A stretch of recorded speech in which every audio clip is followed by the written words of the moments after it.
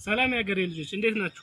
ዛሬ ማሽናችን ብየዳ እንዴት ማስጀመር እንዳለብን አሳያችኋለሁ። በመጀመሪያ ከኤሌክትሪክ ጋር እንሰካለን የማሽኑን ገመድ።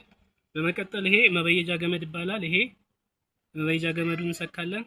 ቀጥሎ ደግሞ ማሳም ይባላል ይሄ ወይም ግራውንድ ይባላል። ይሄን እንሰካለን። በመቀጠል ከጀርባ ኦን ኦፍ የምትላለች እቺን እናበራለን ማለት ነው። ከዚህ በመቀጠል መበየድ እንጀምራለን። ኤሌክትሮዳችንን አስተካክለናል። ብረታችን ይሁንና እንበይዳለን። ተከታተሉ። መነጽር ማድረግ እንዳይረሳ።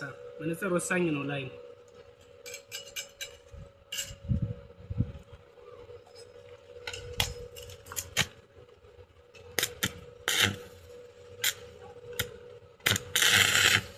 ፓወር ከበዛብን ፓወር እንቀንሳለን። እቺ ፓወር መቀነሻ ነች፣ እንቀንሳለን።